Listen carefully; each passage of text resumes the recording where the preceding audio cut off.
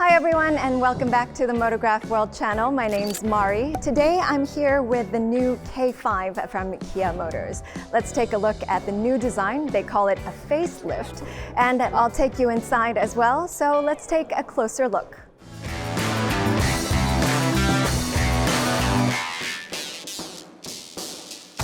So this is a completely new color. It's called the wolf gray, and this is a cooler type of gray. So they have two different types of gray, the wolf gray and the moonscape matte gray. So this is the black fit edition, or the black fit package, and as you can see, everything, almost everything is in black. Inside, the interior is black, and everything, the body as well as the wheels, the diffuser, the muffler tips are all in black. A lot of the chrome details have now been changed to black, except for one of the chrome detailing on top here. They kept that in the chrome detail. A lot has changed. I thought that it was a completely new design and a new generation. It is the third generation of a Kia K5. They call it a facelift. This is a completely new design for me. However, what they are calling is that many parts of the car are still the same. However, they wanted a new look for the third generation, so they have added many different dynamic features in the front and end. You have multiple different zigzags and you're going down with the first headlights.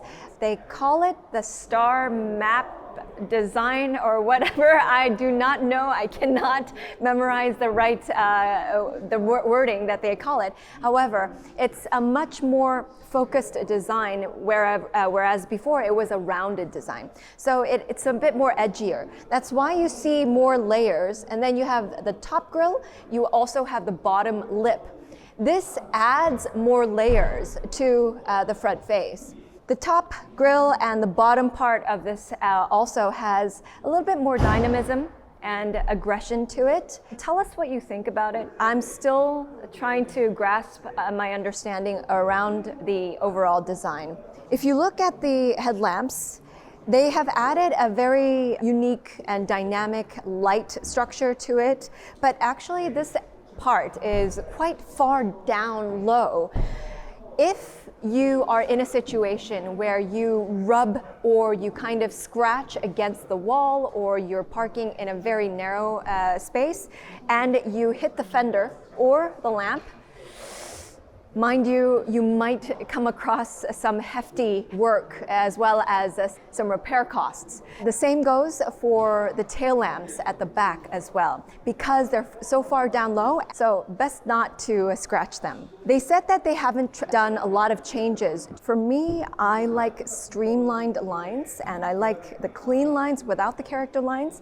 You might think that that shows more movement of the car, but for me, I liked the first generation, which is a much more cleaner look. So for that, I'm not sure. So tell us what you think about that as well. And another thing that has changed is the wheel design. They have added new wheel designs for the third generation. They're currently 19 inches at the moment. You have P0 all-season tires attached to it. So if you look at the backside, the roofline all looks kind of like a fast car. And even with the end part, with this visual, it actually looks as if it's a fastback. It makes the illusion that this end is very short and that the roofline extends quite far back. I personally thought that the back design and the front design are designs that can be quite controversial. You either love it or you hate it. I'm still trying to decide on which side I am on. If you look from the side, you see so many layers. You see so many layers upon layers with the design itself. And even when you see from straight on, when you're behind the car as well, you see so many layers with the lamp. It's all pieced up together, and in fact, it's a whole big piece of the tail lamp as well. But I think that this could be quite a controversial design feature. And now the trunk is open. It's quite deep inside. And the first thing that came to mind was, I think this was probably because of all of the golf bags that Korean customers wanted to carry. It's quite deep, so you'll be able to store in quite a lot. Inside, they've done a lot of the changes as well in terms of the coloring and some of the details and the materials that they have used. A lot of the new controls as well as the technology that we have seen in the newer Kia SUV models have been adapted onto the new Kia K5 as well. The curved screen, the two screens have been merged together to make it look wider and bigger.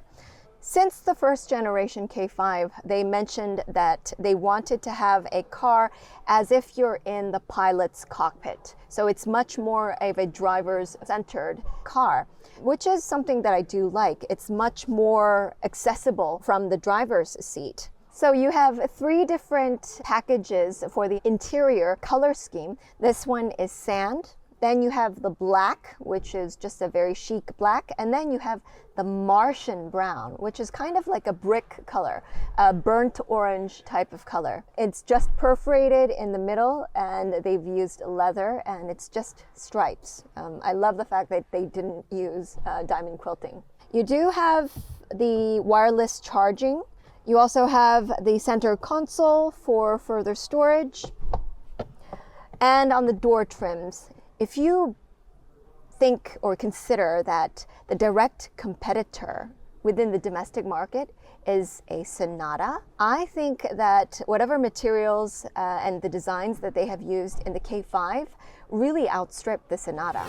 So what did you think about the review of our new K5? Well, they say that the powertrain hasn't changed and it's a facelift. However, there have been multiple changes to the aesthetics of the front and the back. I personally think that it's a little bit messy at the moment. So tell us what you think down below in the comments and remember to hit subscribe. I'll see you next time.